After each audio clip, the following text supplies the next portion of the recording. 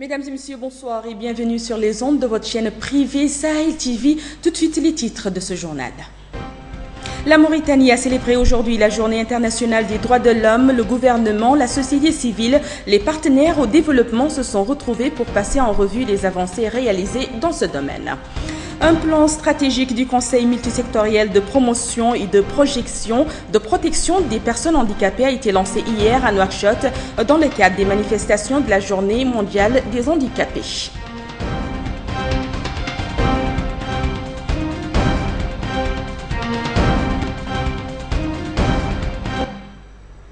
Merci, mesdames et messieurs, de vous joindre à nous. Le meurtrier présumé de feu Khadouj Menta Abdel Majid, commerçante au marché de la capitale, a été arrêté aujourd'hui. Il est actuellement entre les mains de la police devant laquelle il a reconnu les faits. Nous rappelons que ce meurtre a ému la population et créé une psychose très forte.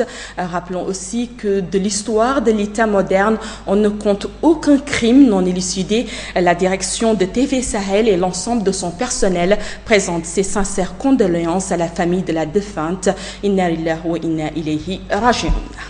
La Mauritanie a commémoré aujourd'hui la Journée mondiale des droits de l'homme. Cette journée coïncide avec la date de la promulgation de la Déclaration universelle des droits de l'homme du 10 décembre 1948 et l'Alia Abbas. Le 10 décembre, Journée internationale des droits de l'homme. Le gouvernement, la société civile, les partenaires au développement se sont retrouvés pour passer en revue les avancées réalisées dans ce domaine.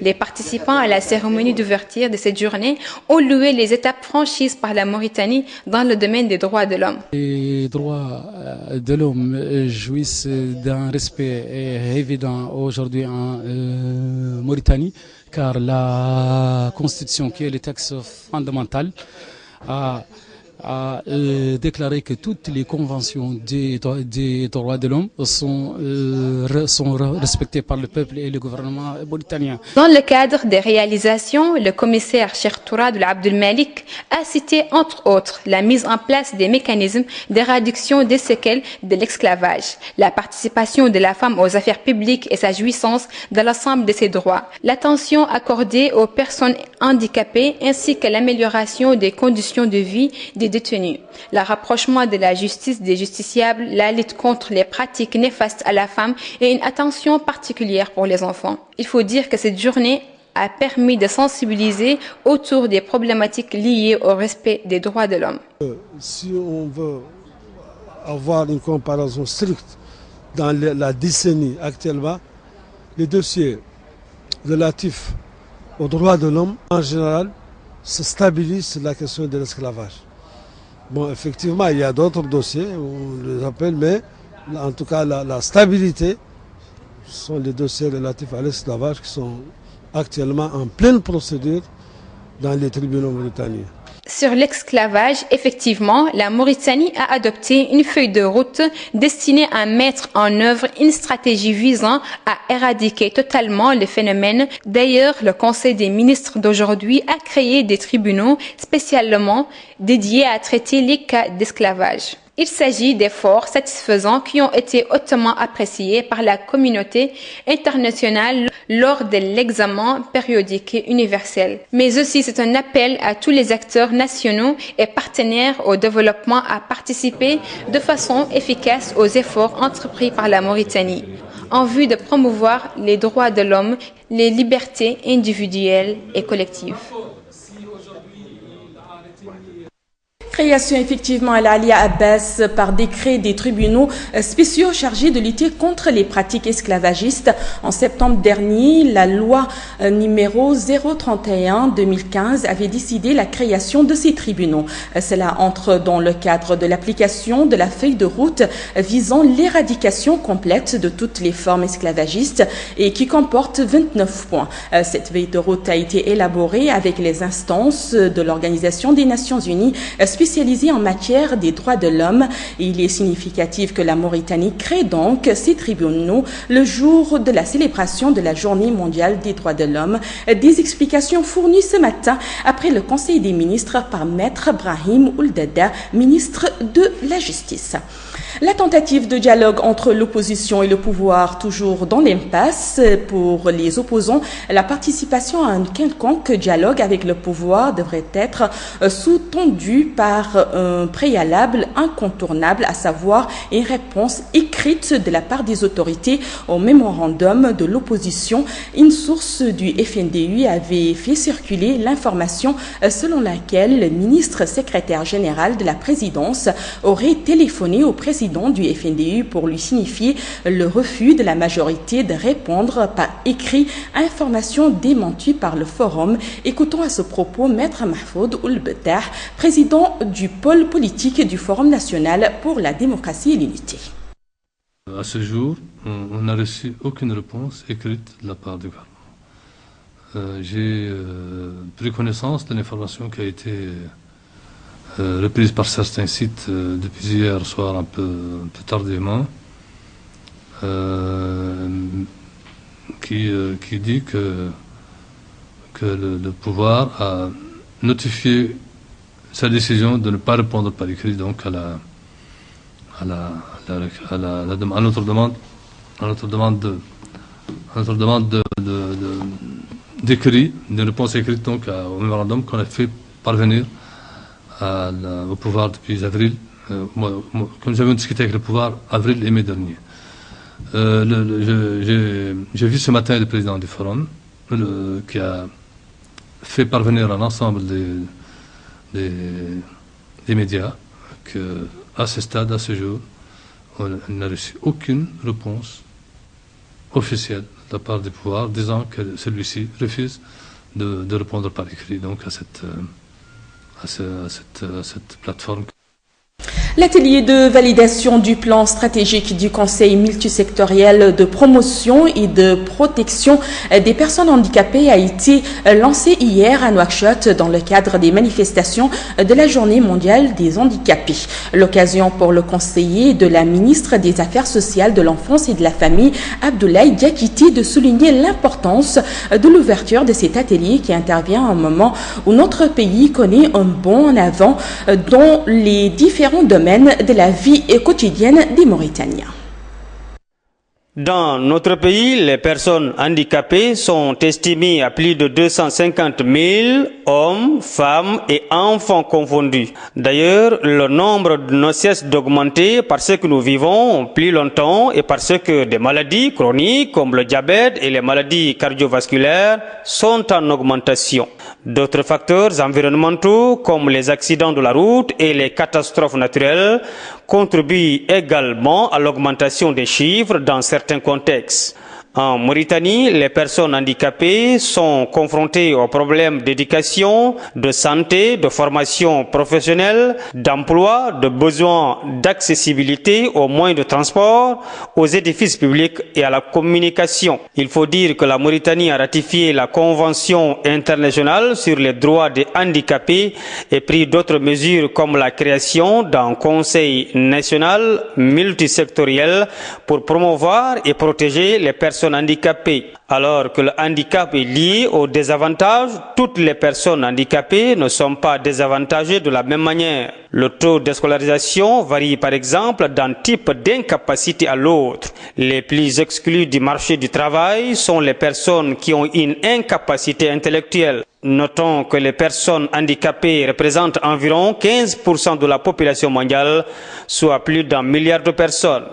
80% des personnes handicapées vivent dans un pays en voie de développement.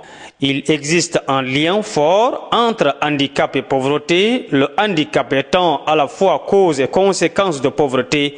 Les personnes pauvres ont plus de risques de devenir handicapées et les personnes handicapées sont parmi les plus pauvres.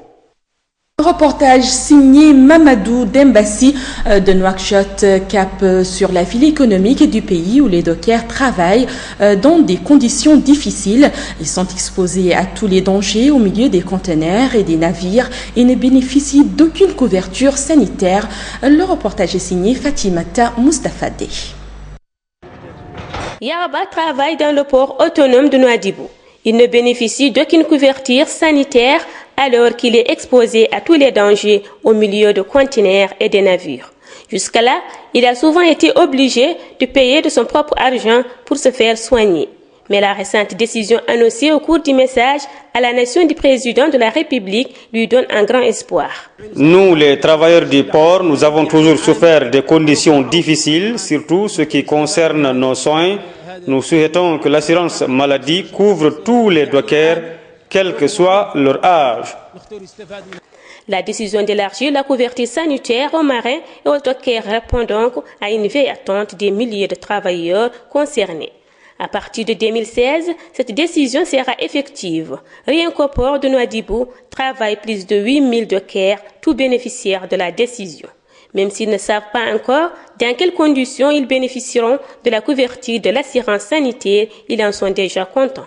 Cette décision est positive et sera très rentable pour les travailleurs parce qu'ils n'avaient pas d'assurance maladie ainsi que leurs familles, ce qui nous révèle toute l'attention accordée par le président aux gens de notre condition.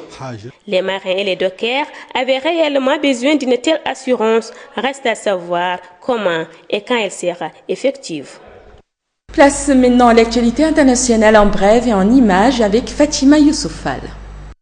À la veille de la date butoir pour parvenir à un accord sur une limitation du réchauffement climatique, les discussions à la COP21 sont difficiles. Elles ont encore duré une bonne partie de la nuit, preuve qu'il reste beaucoup à faire malgré la présentation hier mercredi d'une nouvelle monture du texte pour Laurent Fabius, le président de la conférence sur le climat. Dans ce nouveau projet d'accord, il reste seulement 19 points de discussion sur les 350 présents dans la monture précédente, mais comme l'a souligné Laurent Fabius, 3 d'entre eux sont fondamentaux. La différenciation, c'est-à-dire la modulation des efforts demandés aux pays suivant leurs responsabilités dans les émissions de gaz à effet de serre et leur niveau de développement, les finances et leur mission de l'accord. Sur ce dernier point, on note à la demande des pays les plus vulnérables l'objectif d'1,5 degré Celsius maximum d'augmentation de la température d'ici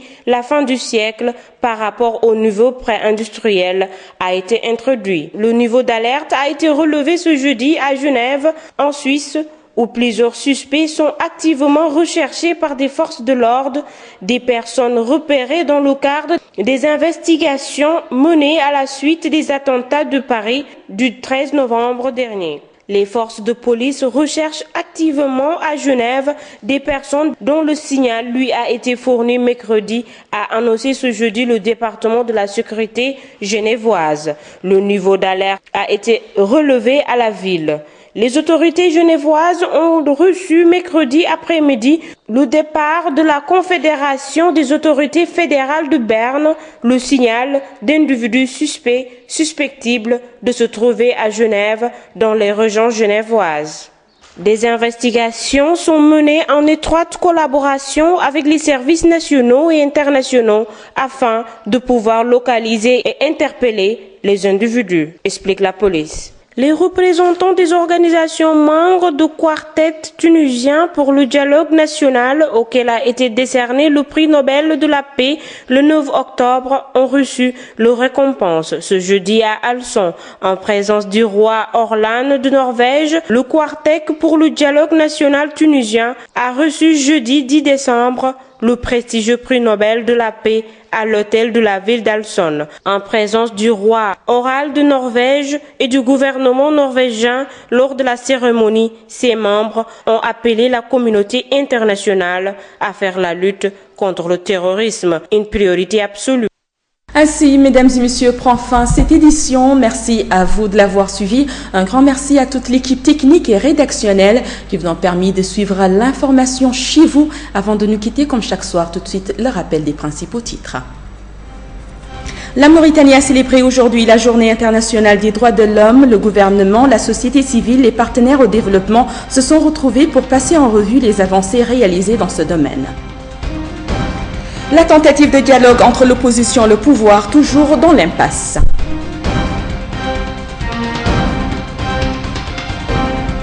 Un plan stratégique du Conseil multisectoriel de promotion et de protection des personnes handicapées a été lancé hier à Nouakchott dans le cadre des manifestations de la Journée mondiale des handicapés. L'information, mesdames et messieurs, se poursuit sur notre site internet www.sahel.tv. Passez un excellent moment en compagnie de nos programmes.